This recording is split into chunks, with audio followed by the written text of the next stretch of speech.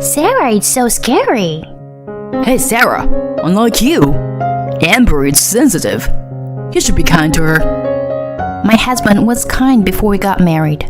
But after we got married and my sister-in-law started coming to visit, he changed. My sister-in-law always makes me the bad guy and hides behind my husband.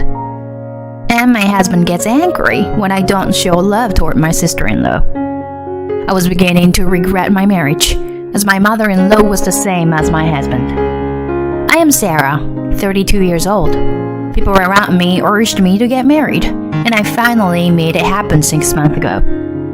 I usually work for a company and live with my husband, Mason, who is 3 years older than me. I never really dreamed of getting married. In my department, I am the youngest, and most of the women are in their 40s, and they all spend a lot of time complaining about their husbands during breaks. Some are divorced, and some are single mothers who are having a difficult time. To me, marriage felt like a curse that would tie me down for life. So when Mason and I were dating, I didn't even hint that I wanted to get married. And it was just enough for me to go on a date occasionally. Because once you're married, you're going to see what you don't like about the other person, whether you like it or not. After about 3 months of marriage, feeling a bad vibe, and now that it has been 6 months, the thoughts of divorce was on my mind. The reason I started thinking about it was because Mason's sister, Amber, my sister-in-law. Mason and Amber are 7 years apart, and I think she is 28 now. My in-laws and Mason must have loved or spoiled Amber a lot. She's quite the spoiled brat. Mason had bragged about having a cute little sister many times since we were dating. But I just thought he simply loved his sister at that time. And it never occurred to me that he was attached to his sister. But I think I saw a glimpse of it during our wedding greetings. Even though we were to talk about our marriage, my mother-in-law kept talking about Amber. You know, Amber loves her older brother and a very sweet girl. If you have a fight with Mason, you should call Amber. She'll solve it right away. Mason nodded his head in agreement with his mother, and for some reason, he looked very proud. Amber looked a little embarrassed, but when my mother-in-law praised her, she smiled happily. My father-in-law looked ashamed and bewildered, but seemed to just let it happen. I thought to myself that she must have been the youngest and most spoiled child in the family. I thought that when I got married, I would live separately from my in-laws, and that I would inevitably be separated from Amber as well. However, I was wrong. Amber used to come to our house once every 2 weeks when we first got married. But the frequency of her visits has increased to once every 3 days now. She always came when Mason was home and say, "Mason!" and hugs Mason like a child.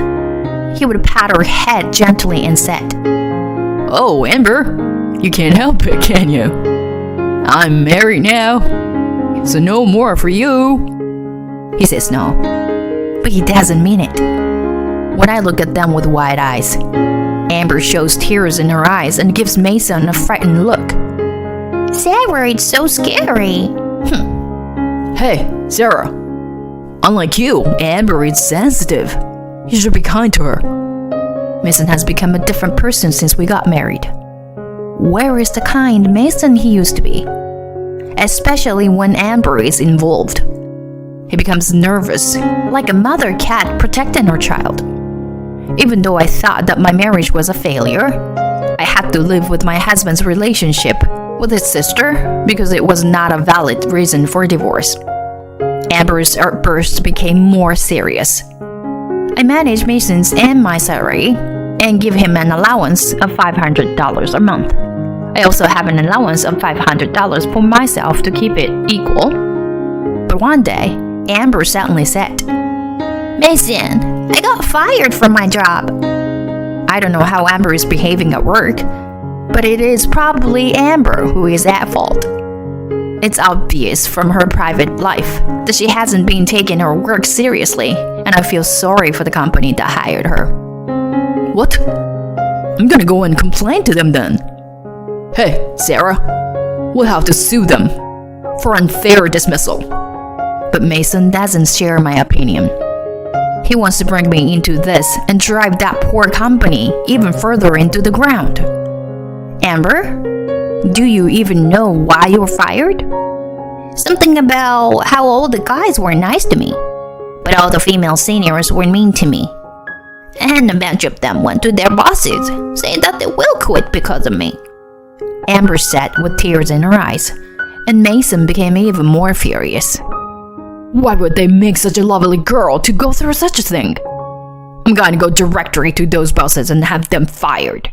Amber looked happy, but I sighed and said, Don't do it. For all I know, Amber must have done something wrong. Why can't you make a reasonable decision when your sister is involved? Then Mason started to get angry at me. You're just like those seniors.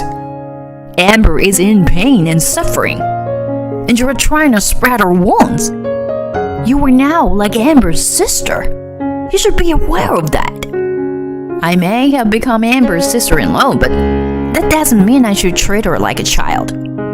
If you force me, don't forget that I'll consider divorce. I gave him the cold shoulder the whole time. I'm hoping Mason will get mad and say that he would like a divorce. Then one day, my father-in-law decided to go overseas for 6 months due to his work. My mother-in-law, who gets along well with her husband, decided to leave Amber at their house while they were away. There was an idea behind this, that leaving Amber to live alone for 6 months will encourage her to become more independent. It was my father-in-law who initiated the idea. My mother-in-law, who has the same thoughts as Mason, would never have approved of such a plan. Before my in-laws went overseas, my father-in-law contacted me. Actually, it's about Amber. I've always felt that my wife and Mason have always loved her and spoiled her a little too much. No matter what I said, I couldn't say anything strong enough when the three of them blamed me, as they felt sorry for Amber. But if we don't do something, Amber will be ruined. If Amber can live on her own while we are abroad and pay for utilities, she'll understand that the world is a tough place. I nodded in agreement with my father-in-law. Yes, Amber has been spending all of her salary on luxuries, buying only luxury brand items, and I think she has no control of her finances. If she has to live on her own or gets married, I think she will be the one who will have a hard time. I think you're right. I've told Amber to get a job, even if it was a part-time job, and just pay for the utilities. We'll pay the first payment, since the two of us have been using it together, but after that I want to change the payment name to Amber, and have her pay it herself, and be aware of the fact that she is an adult. But I think Amber will turn to Mason if she's in trouble. I would like him to be tough to her if possible, but I don't think Mason can do that. But if you say something harsh to her, I can see Mason getting angry. If you are in any way uncomfortable, you are welcome to go back to your parents' house. My father-in-law asked me very politely. I thought this might be a good opportunity to repair my relationship with Mason. And if it doesn't work out, I decided to consider divorce. As soon as my in-laws went overseas, Amber came crying to Mason, just as I thought she would. Mason, I can't afford to pay their utilities. Please help me. Mason was astonished and called out to me. Hey, Sarah, you should pay for her. You're in charge of the family finances. What? I can't do that. Why should we pay for the 2 household utilities? Besides, your father is trying to get Amber to learn financial skills by having her pay for her living expenses, right? If we help her, it'll be meaningless. You know what? Amber is cute and she's going to marry a rich guy. Amber doesn't need financial skills. That has always been too hard on Amber. He's the one who's wrong. I was too dumbfounded to say anything. My values are too different from theirs. I felt like maybe I could understand people from other cultures better than them. We're from the same country and speak the same language, but if we can't reason with each other, It's not worth talking about anything anymore. With this in mind, I stopped saying anything about Amber from then on. Whether Amber came over to Mason's house every day and was spoiled, or whether she gradually brought her belongings into the house and started living in Mason's room, I decided to ignore them and live by myself. In other words, I started doing only my share of the housework. Then Mason started getting angry. Why don't you do the chores? You're out of your mind. Cute Amber is having a hard time. No, I'm the one who is having a hard time. You're so busy with Amber that you don't do your share of housework anymore. Amber doesn't even look for a job. She just lounges around all day and asks for an allowance. How old is Amber? She's not a child. She was a working adult until she got fired, right? It's you who is ruining Amber. You're spoiling her so much that you're turning her into a child who can't do anything. I was so angry that I blurted out the truth, what I had been feeling for a while now. But just as I thought, that logic doesn't work with Mason. Why not? Amber doesn't have to do anything. Unlike you, she's pretty and sensitive. Then maybe you should marry Amber. Talking to Mason is not constructive. I spoke softly to Amber, the source of the problem. Hey, Amber, do you know it's going to be hard for you? I hope you find a husband who is willing to support you as an old jobless woman. Maybe a rich guy, and somebody like Mason? But the reality is, there is no one like that. And you are the one who will have it hard. I agreed with your father. And I want you to be independent.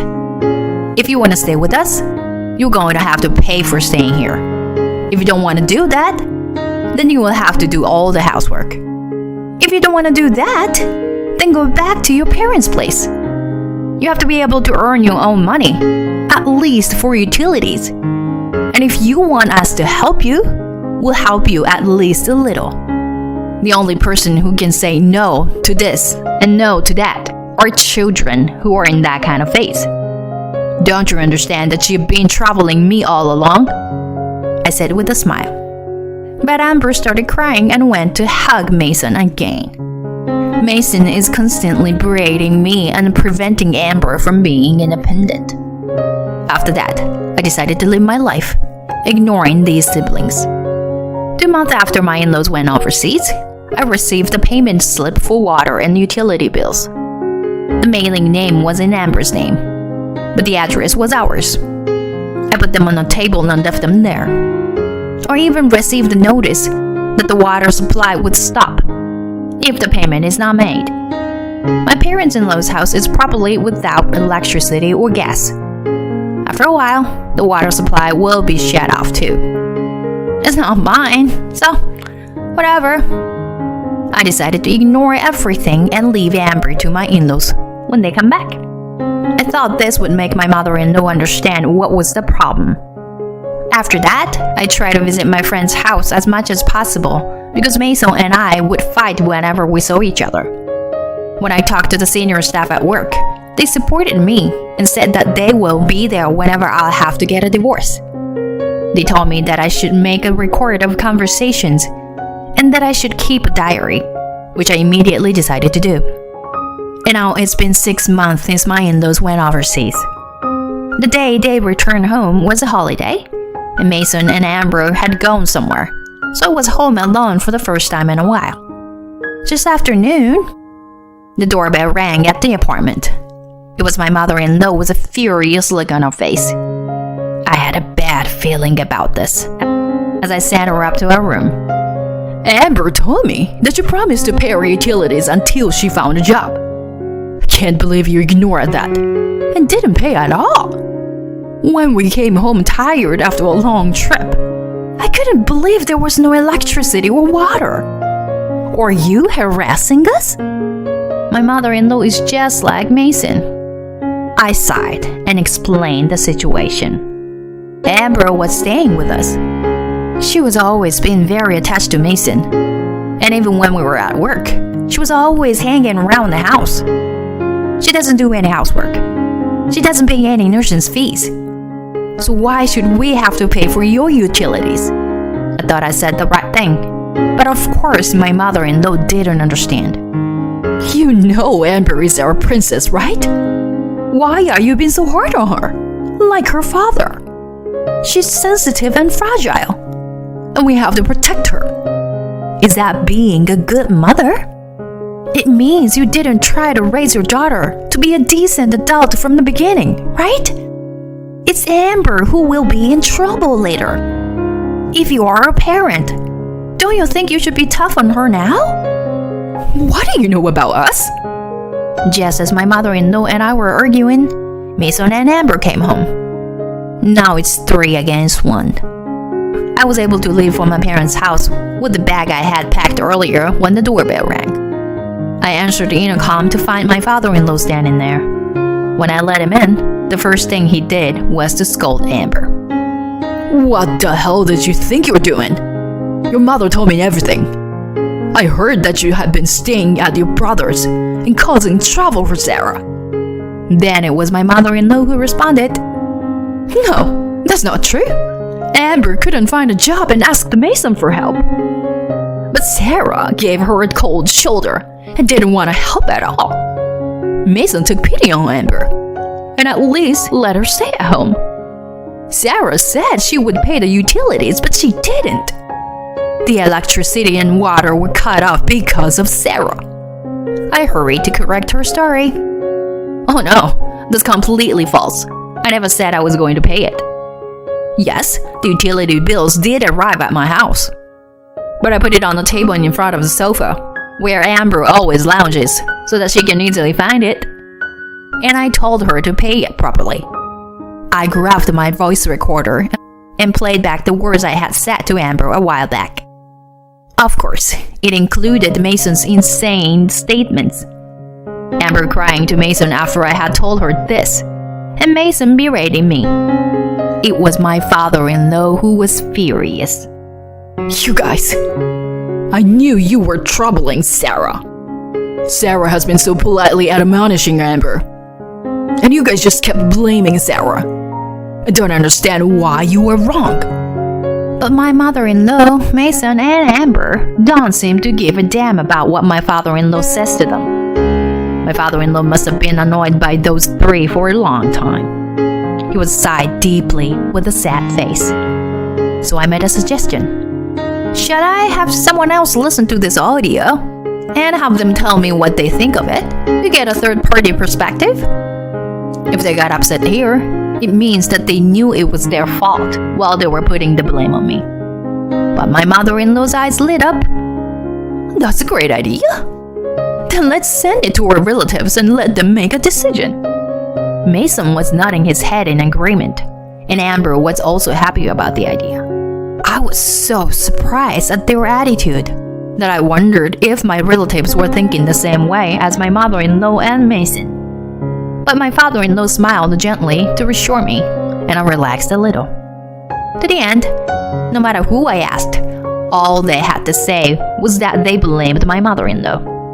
But still, my mother-in-law refused to give up her opinion. So my father-in-law contacted my mother-in-law's mother. My mother-in-law didn't want this and was avoiding my grandmother-in-law, but my father-in-law insisted. She clearly sounded disappointed as we talked to her over the phone. You've always been too protective of Amber. Haven't I told you many times in the past? Nothing good can come from spoiling a child. I know I was too hard on you. And because of that, you thought you would raise her nicely, but what good is that? If she doesn't turn out to be a decent adult? I'll re-educate her from the ground up, so you can send Amber over to me. My grandmother-in-law finally gave her a stern talking to, and my mother-in-law couldn't seem to resist, so they were to leave Amber at her house for a while. Mason was still not convinced, and I had long since given up on him. I want a divorce after all. What you've done and said may not be grounds for divorce, but they were grounds enough for divorce for me. I don't want you in my life again, I told Mason. Mason started yelling and complaining to me. So I told him that it would be better for both of us if we got a divorce. So we went to the city office together and filed the divorce papers. My parents were very opposed to me getting a divorce. They ambushed me in front of my office and tried to persuade me to reconsider. I told my company about the situation, and they transferred me to a new position. And I started living alone far away from my parents' house. My parents occasionally contacted me, recommending to get back together with Mason. But they were not worried about me. They just don't want people to look at them with a jaundiced eye because they have a divorced single daughter over 30 years old. If they really cared about me, wouldn't they be sympathetic to me after having my life ruined by a sister-spoiling man? Thus, I try to not contact my parents as much as possible and protect my private life. Marriage is not just about you and the person you love.